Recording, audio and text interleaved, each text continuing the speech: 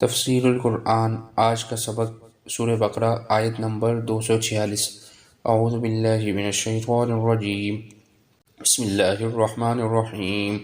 ألم تر إلى الملأ من بني إسرائيل من بعد موسى إذ قالوا لنبي له ابعث لنا ملكا نقاتل في سبيل الله قال هل عسيتم إن كتب عليكم القتال ألا تقاتلوا قالوا وما لنا ألا نقاتل في سبيل الله وقد أخرجنا من ديارنا وأبنائنا فلما كتب عليهم القتال تولوا إلا قليلا منهم واللہ علیم بالظالمین۔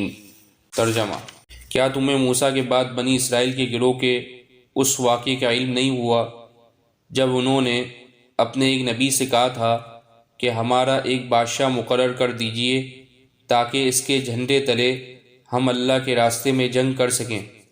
نبی نے کہا، کیا تم لوگوں سے یہ بات کچھ بعید ہے کہ جب تم پر جنگ فرض کی جائے تو تم نہ لڑو؟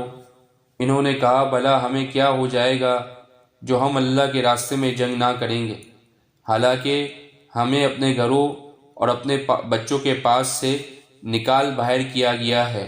پھر ہوا یہی کہ جب ان پر جنگ فرض کی گئی تو ان میں سے تھوڑے لوگوں کو چھوڑ کر باقی سب پیٹ پھیر گئے، اور اللہ ظالموں کو خوب جانتا ہے۔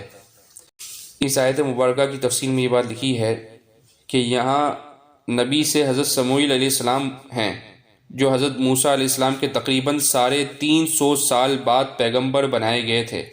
سورہ مائدہ میں مذکور ہے کہ فرعون سے نجات پانے کے بعد حضرت موسیٰ علیہ السلام نے بنی اسرائیل کو ان عمالقہ سے جہاد کرنے کی دعوت دی تھی جو بنی اسرائیل کے وطن فلسطین پر قابض ہو گئے تھے، مگر بنی اسرائیل نے انکار کر دیا، جس کی سزا میں انہیں صحرائے سینا میں محصور کر دیا گیا، اور اسی حالت میں حضرت موسیٰ علیہ السلام کی وفات ہو گئی۔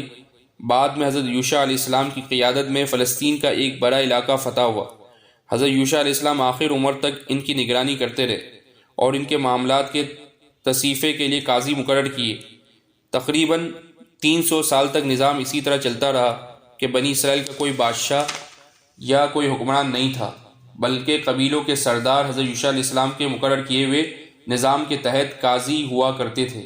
اسی لیے اس دور کو قاضیوں کا زمانہ کہا جاتا ہے۔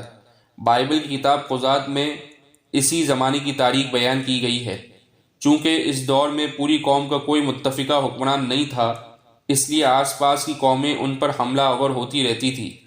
آخر میں فلسطین کی بت پرست قوم نے ان پر حملہ کر کے انہیں سخت شکست دی، اور وہ متبرک صندوق بھی اٹھا کر لے گئے جس میں حضرت موسیٰ علیہ السلام اور حضرت ہارون علیہ السلام کی کچھ یادگاریں، تورات کا نسخہ، یعنی جس صندوق کے اندر جو متبرک صندوق اٹھا کر لے گئے اس میں حضرت موسیٰ علیہ السلام اور حضرت ہارون علیہ السلام کی کچھ یادگاریں، تورات کا نسخہ اور آسمانی غذا من کا مرتبان محفوظ تھا، اور جسے بنی اسرائیل تبرک کے لیے جنگوں کے موقع پر آگے رکھا کرتے تھے۔